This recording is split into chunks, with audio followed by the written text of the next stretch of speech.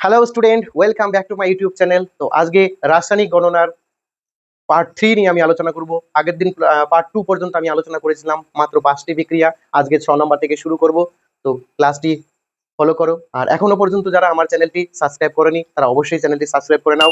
ধীরে ধীরে কিন্তু ম্যাথ এবং ফিজিক্যাল সায়েন্সের সমস্ত খুঁটিনাটি বিষয়গুলো ভিডিও আসতে চলেছে এবং তোমরা খুব তাড়াতাড়ি কিন্তু আমার সাজেশন মাফিক ভিডিও, থিওরিটিক্যাল ভিডিও এবং কিভাবে পড়লে তোমরা ভালো বেস তৈরি করতে পারবে সেই সংক্রান্ত ভিডিও কিন্তু পরপর আসবে। ওকে, চলো শুরু করি। আজকে ছবি বলা আছে পটাশিয়াম ক্লোরেটকে ম্যাঙ্গানিজ ডাই অক্সাইড সহ উত্তপ্ত করা হলো, কি হবে বা কি ঘটবে। পটাশিয়াম ক্লোরেটকে ম্যাঙ্গানিজ ডাই অক্সাইড সহ উত্তপ্ত করা হলো, কি হবে বা কি ঘটবে। তাহলে প্রথমে আমাদের কি জানতে হবে, পটাশিয়াম ক্লোরেটের সংকেত KClO3, potassium chlorate. Manganese die অক্সাইডটা কি? ম্যাঙ্গানিজ ডাই অক্সাইডটা হলো একটা ক্যাটালিস্ট বা অনুঘটক। এই বিক্রিয়ায় অংশগ্রহণ করবে কিন্তু বিক্রিয়ার শেষে কিন্তু অপরিবর্তিত থাকবে, এর কোনো চেঞ্জ হবে না। এ কি করবে? তোমরা নিচের ক্লাস থেকে পড়েছো, অনুঘটকের কাজ হলো বিক্রিয়াটাকে অ্যাক্সিলারেট করা বা ডিঅ্যাক্সিলারেট করা। অর্থাৎ কোনো অনুঘটক বিক্রিয়ার গতি বাড়িয়ে দিতে পারে, আবার কোনো অনুঘটক বিক্রিয়ার গতি কমিয়ে দিতে পারে। তো সেক্ষেত্রে ম্যাঙ্গানিজ ডাই অক্সাইড কিন্তু একটা পজিটিভ ক্যাটালিস্ট, এই বিক্রিয়ার গতি বাড়িয়ে দেয়। তাহলে এটা সহযোগে যদি আমি উত্তপ্ত করি পটাশিয়াম ক্লোরেটকে, তাহলে কি হবে? পটাশিয়াম ক্লোরেটের বিয়োজন হবে, পটাশিয়াম ক্লোরেট বিয়োজিত হয়ে পটাশিয়াম ক্লোরাইড এবং অক্সিজেন উৎপন্ন করবে। অর্থাৎ এটা একটা অক্সিজেন উৎপন্নের যে বিক্রিয়াগুলো ছিল সেই বিক্রিয়াটা কিন্তু এটা ক্লাস 8-এ হয়তো তোমরা পড়ে থাকবে। তাহলে এটা কি হয়ে যাচ্ছে? পটাশিয়াম ক্লোরেট বিয়োজিত হবে, পটাশিয়াম ক্লোরাইড উৎপন্ন করবে, তার সাথে সাথে কিন্তু অক্সিজেন উৎপন্ন করবে। তো এখানে আমাদের ব্যালেন্স মিলাতে হবে। ব্যালেন্স দেখো কিভাবে মেলাচ্ছি। অক্সিজেন আছে 3টে, অক্সিজেন আছে 2টো, তার মানে আমরা এখানে 3 দিয়ে দিচ্ছি। 6টা হলো অক্সিজেন, তাহলে এখানে 2 দিলে পরে অক্সিজেন 6টা হবে, কিন্তু পটাশিয়াম আর ক্লোরিন চেঞ্জ আছে, এখানে কিন্তু আমাদের 2 দিয়ে দিতে হবে।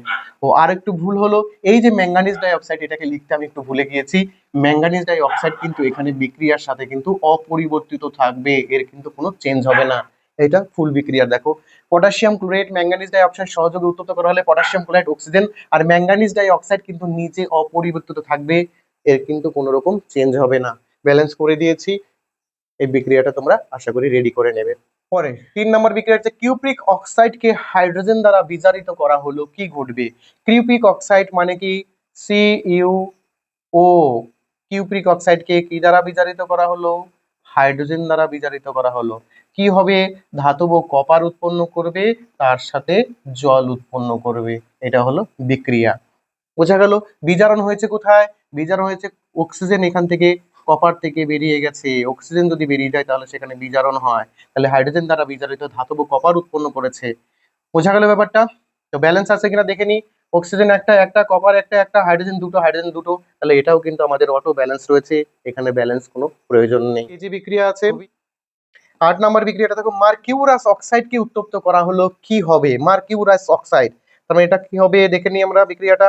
মার্কিউরাস অক্সাইড মানে HgO, মার্কিউরাস অক্সাইড, এটাকে কি করা হলো? উত্তপ্ত করা হলো। তার মানে এটা তাপ বিয়োজন বিক্রিয়া। বিয়োজিত হবে, বিয়োজিত হয়ে কি উৎপন্ন করবে? মার্কারি উৎপন্ন করবে আর হলো অক্সিজেন উৎপন্ন করবে। তাহলে ব্যালেন্স করতে হবে। অক্সিজেন দুটো আছে, একটা আছে, তাই এখানে 2 দিয়ে দিলাম। মার্কারি এবার দুটো হলো, তাই মার্কারিকে এখানে 2 দিতে হবে। এটাও একটা কিন্তু একদমই ইজি বিক্রিয়া রয়েছে। এই বিক্রিয়াগুলো অবশ্যই কিন্তু প্রশ্ন ধরে তোমরা 9 নাম্বার কোশ্চেন কি বলা আছে? 9 নাম্বার কোশ্চেন আছে জিঙ্কের সাথে লঘু সালফিউরিক অ্যাসিড বিক্রিয়া ঘটানো হলো, অ্যাসিডের বিক্রিয়া ঘটানো হলো, কি হবে? জিঙ্কের সাথে, জিঙ্ক হলো একটা ধাতু তোমরা জানো, Zn, এটা হলো জিঙ্ক, তার সাথে বিক্রিয়া ঘটানো হচ্ছে সালফিউরিক অ্যাসিডের H2SO4, সালফিউরিক অ্যাসিডের বিক্রিয়া ঘটানো হলো, কি ঘটবে? তো এটা একটা নিচের ক্লাসের বিক্রিয়া, ক্লাস 8-এ এরকম তোমরা অনেক বিক্রিয়া কিন্তু করে নিয়েছো। এটাও হাইড্রোজেনের প্রতিস্থাপন বিক্রিয়া, কারণ জিঙ্ক বিক্রিয়া সক্রিয়তা সিরিজের হাইড্রোজেন অনেক উপরে অবস্থিত রয়েছে, তাই জিঙ্ক কিন্তু যে কোনো হাইড্রোজেন গঠিত যৌগ থেকে হাইড্রোজেনকে কিন্তু প্রতিস্থাপন করে দিতে পারবে। তাহলে এখানে এটা যদি বিয়োজন হয় তাহলে কি হবে? হাইড্রোজেন আয়ন আর হলো সালফেট আয়ন হবে। তো জিঙ্কের যোজ্যতা আমরা জানি কত? জিঙ্কের যোজ্যতা হলো +2, অর্থাৎ এটা ধাতব আয়ন। এখানে বিক্রিয়া করে কি উৎপন্ন করবে? ZnSO4, জিঙ্ক সালফেট উৎপন্ন করবে, তার সাথে হাইড্রোজেন গ্যাস উৎপন্ন করবে। ব্যালেন্স দেখি আমরা, জিঙ্ক একটা, হাইড্রোজেন দুটো দুটো, সালফার একটা, অক্সিজেন 4টে, তাহলে এটাও কিন্তু অটো ব্যালেন্স আছে। আমাদের কিন্তু আর ব্যালেন্স করতে হবে না। তো এরকম বিক্রিয়া পেয়ে গেলে খুবই মজাদার ব্যাপার, যে বিক্রিয়াতে ব্যালেন্স হয় না। একটু প্র্যাকটিস করে কিন্তু তোমরা এগুলোকে মনে রাখতে পারবে। ওকে, নেক্সট দেখো 10 নম্বর কোশ্চেনে চলে যাচ্ছি। 10 নম্বর কোশ্চেন কি বলেছে, ফেরাস সালফাইড ও লঘু সালফিউরিক অ্যাসিডের বিক্রিয়া ঘটানো হলো। ফেরাস সালফাইড এবং লঘু সালফিউরিক অ্যাসিডের বিক্রিয়া, তো একদমই আমাদের সিলেবাসের কোশ্চেন রয়েছে। কোন চ্যাপ্টারে, তোমরা কমেন্টস করো এই বিক্রিয়াটা কোন চ্যাপ্টারের মধ্যে রয়েছে। যদি তোমাদের মনে পড়ে থাকে তাহলে আমাকে কমেন্টস করে জানাও। ফেরাস সালফাইডের সংকেত কি হবে, FeS। ফেরাস সালফাইড কোনো অধাতব মূলক যদি যুক্ত হয় তাহলে সেটা নামের শেষে আইড কথাটি যুক্ত হয়, সেটা আগের দিন বলেছিলাম আমি প্রথম ভিডিওতে। তার সাথে বিক্রিয়া আসবে সালফিউরিক অ্যাসিড H2SO4। তো এখানে দেখো বিয়োজন যদি আমরা ব্যাখ্যা করে লিখি, তোমরা কিন্তু বিক্রিয়ার সময় এরকম বিয়োজন ব্যাখ্যা করে লিখবে না, জাস্ট এটা কিন্তু প্র্যাকটিসের জন্য। এখানে আয়রন প্লাস প্লাস আছে, সালফার মাইনাস মাইনাস আছে, এখানে হাইড্রোজেন H প্লাস আছে, আর এদিকে সালফেট কিন্তু মাইনাস মাইনাস আছে।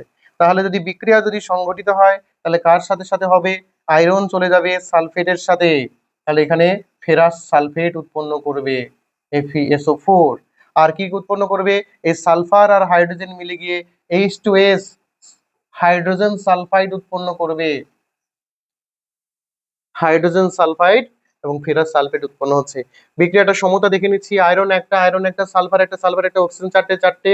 সালফার কিন্তু এখানে দুটো হয়ে যাচ্ছে, একটা দুটো আছে, এদিকে একটা দুটো আছে, হাইড্রোজেন দুটো আছে, হাইড্রোজেন দুটো আছে, অর্থাৎ এটাও কিন্তু একটা অটো ব্যালেন্স রয়েছে, এখানেও কিন্তু আমাদের ব্যালেন্স তৈরি করতে। আর নাম্বার 11 কি বলা আছে, কোশ্চেন নাম্বার 11 বলা আছে অ্যামোনিয়াম ক্লোরাইড ও পলি চুনের মিশ্রণকে উত্তপ্ত করা হলো।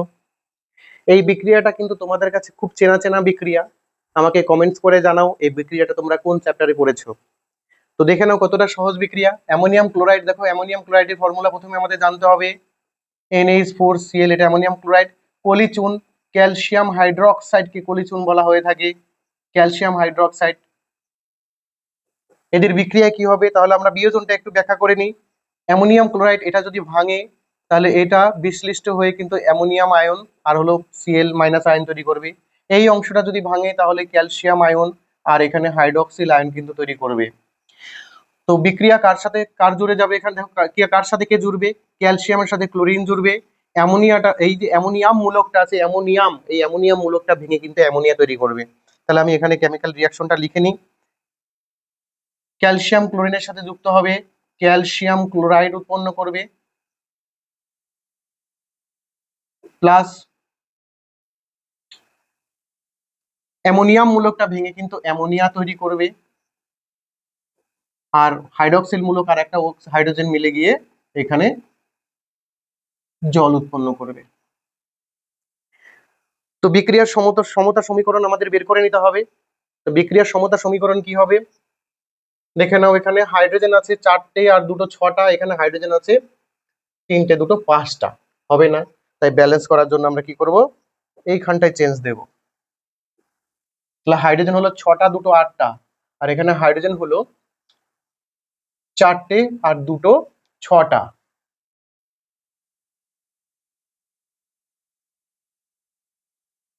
এখানে যদি 2 দিয়ে দিই আমরা তাহলে কি হবে, হাইড্রোজেন 4 দুগুণে 8 আর 2 10টা হলো এখানে। আর এখানে যদি আমরা একটু 2 দিয়ে দিই তাহলে 2 দুগুণে 4, 4 আর এদিকে আছে 6টা, 10টা হবে হাইড্রোজেন।